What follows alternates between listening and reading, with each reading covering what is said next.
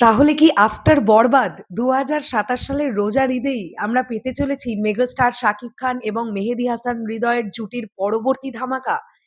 বন্ধুরা, এরকম একটা কানাঘুষো কিন্তু সোশ্যাল মিডিয়া জুড়ে চলছে এবং কালের কণ্ঠ বলে যে নিউজ পোর্টালটি আছে, তারা কিন্তু আজকে একটি আর্টিকেল বের করেছে ডিরেক্টর মেহেদী হাসান হৃদয়ের সঙ্গে কথা বলবার পরে।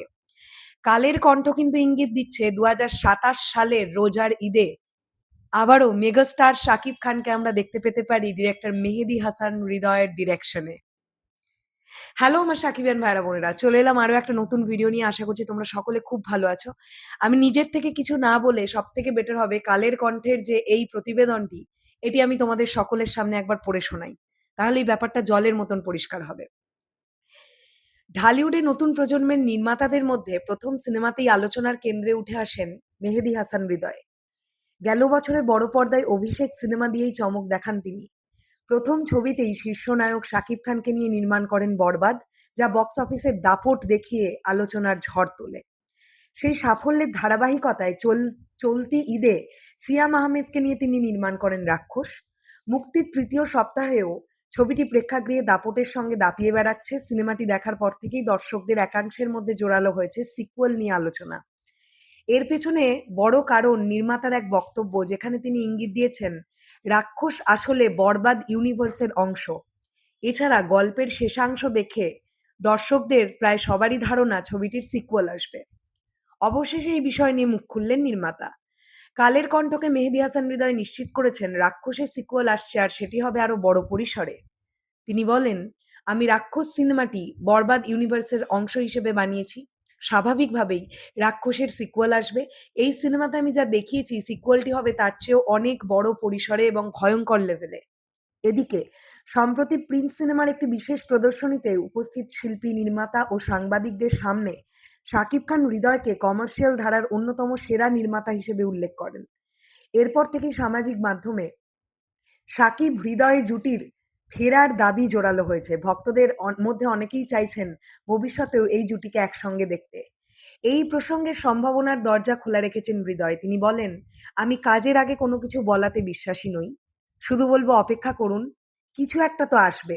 পরিকল্পনা চলছে, এমনকি গল্প লেখার কাজও চলছে। আপাতত এর থেকে বেশি কিছু বলতে চাই না।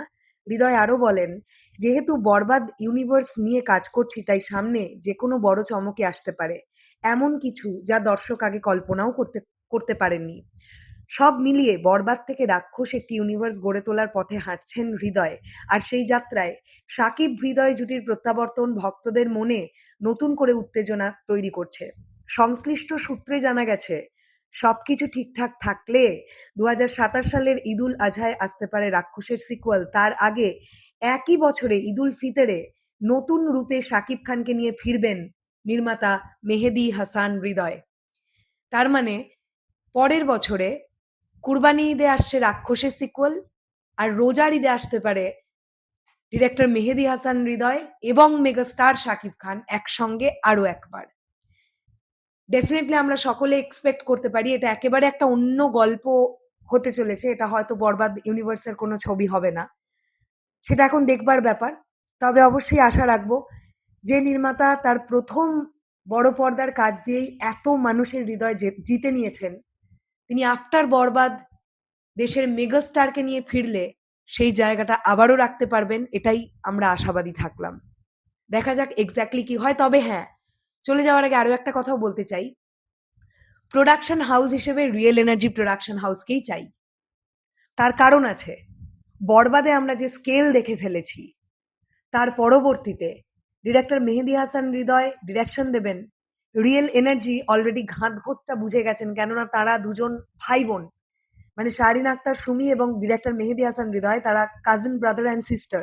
তো সেখান থেকে দাঁড়িয়ে রিয়েল এনার্জি প্রোডাকশন হাউস একদম সাহসী পদক্ষেপ নিয়ে ঠিকঠাক বাজেটটা বিনিয়োগ করতে পারবে।